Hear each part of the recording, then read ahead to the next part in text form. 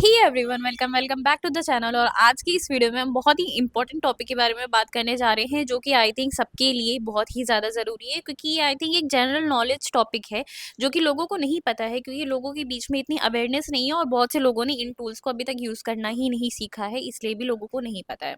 ठीक है, तो आज की इस वीडियो में हम ऐसे 4 एआई टूल्स के बारे में बात करने वाले हैं जो कि मार्केट में बहुत ही ज़्यादा ट्रेंडिंग में चल रहे हैं, बट लोगों को अभी तक उनके बीच का डिफरेंस नहीं पता है कि एक्चुअल में इन चारों टूल्स के बीच में डिफरेंस क्या है और हमें कब कहाँ पे कौन सा टूल यूज़ करना है। ठीक है, तो आज की इस वीडियो में हम बात करने वाले हैं difference between cloud code, chat GPT, Microsoft Copilot and GitHub Copilot. ठीक है, और एक और चीज़ कि मुझे बहुत से लोगों ने बोला था कि क्लाउडी को कुछ लोग कह रहे हैं क्लाउड बोलते हैं, कुछ लोग कह रहे हैं क्लोड बोलते हैं और पता नहीं क्या क्या। तो इसको अभी हम चेक कर लेते हैं तुरंत का तुरंत कि क्लाउडी कोड को एक्चुअल में प्रोनाउंस कैसे करते हैं। ठीक है, क्लाउडे को क्लाउडे को क्लाउडे नहीं प्रोनाउंस करते हैं, क्लाउडे को प्रोनाउंस करते हैं क्लोड या क्लॉड। ठीक है, तो हम इसे क्लॉड बोलेंगे।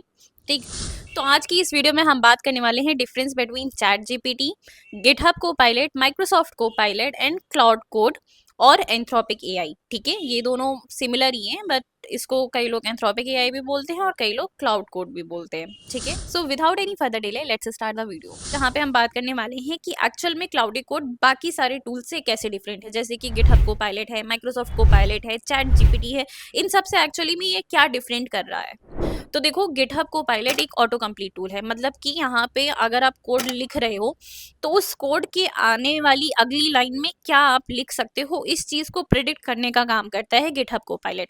मतलब कि आपको सजेस्ट करता है, जैसे कि आप कुछ टाइप कर रहे होते हो अपने व्हाट्सएप पे और आपको सजेशन आ जाता है कि इसके बाद में भी आप ये लिखने वाले हो। ठीक है, तो गिटहब कोपायलट एकदम वैसे ही काम करता है। गिटहब कोपायलट में अगर आपने 2 लाइन कोड के लिखे तो उसके बाद तीसरी लाइन या चौथी लाइन क्या हो सकती है, गिटहब कोपायलट उस चीज को सजेस्ट करता है।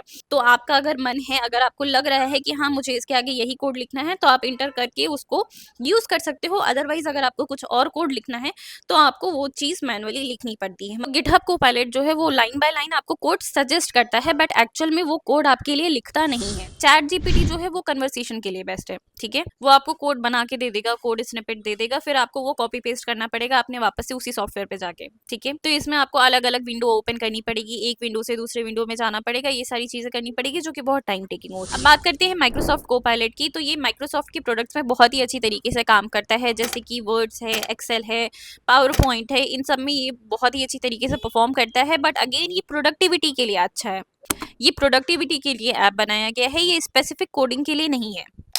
अब बात करते हैं ये क्लाउड कोड के फायदे क्या हैं।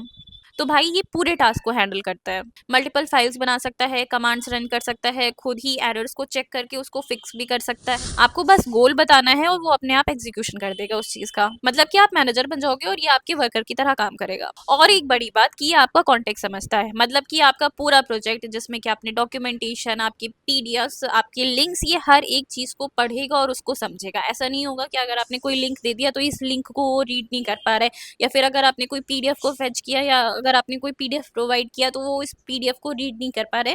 ऐसी कोई चीज नहीं है यहाँ पे। ये आपका पूरा प्रोजेक्ट, पूरी डॉक्यूमेंटेशन, हर एक चीज को अच्छी तरीके से पढ़ लेगा और उसके बाद फिर वो आपको कोडिंग में हेल्प करेगा।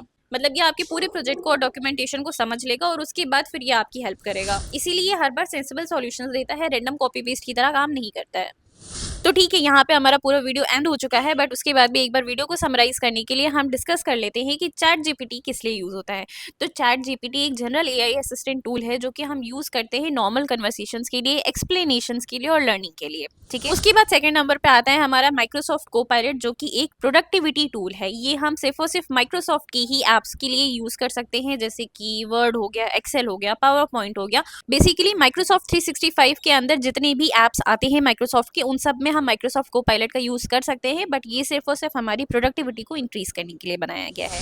थर्ड नंबर पे आता है हमारा गिटहब कोपायलट, जो कि एक्चुअल में कोडिंग असिस्टेंट टूल है। ठीक है, जो हमारी बेसिकली कोडिंग में ही हेल्प करने वाला है, बट अगेन यहाँ पे ट्विस्ट है कि ये हमारा कोड लिखेगा नहीं, बल्कि जब हम कोड कर रहे होंगे तो इसके आगे क्या कोड हमें लिखना है ये इस चीज को सजेस्ट करता है। जैसे कि आप जब कोई मैसेज लिखते हो तो उसमें ऑटो सजेस्ट आते हैं कि नेक्स्ट वर्ड आप ये लिख सकते हो, ये बस उस तरीके से आपको अगला कोड सजेस्ट करता है या फिर अगली लाइन सजेस्ट करता है।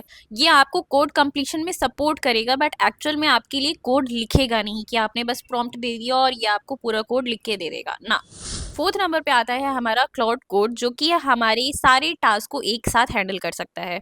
मतलब कि मल्टीपल फाइल्स को रीड कर सकता है, चाहे वो पीडीएफ फॉर्मेट में हो या फिर किसी और फॉर्मेट में हो, या हमारे किसी भी फाइल को इंपोर्ट कर सकता है हमारे कोड, टेस्टिंग परफॉर्म कर सकता है, डीबगिंग परफॉर्म कर सकता है, और कॉम्प्लेक्स से कॉम्प्लेक्स कोड को हमारे लिए लिख सकता है हमारी सिर्फ एक प्रॉम्प्ट देने के बाद।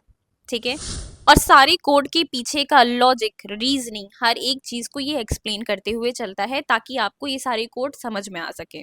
ठीक है, तो आई होप कि आपको वीडियो अच्छा लगा होगा। अगर आपको वीडियो अच्छा लगा हो तो वीडियो को लाइक कर देना और चैनल को सब्सक्राइब कर देना। मिलते हैं नेक्स्ट वीडियो में।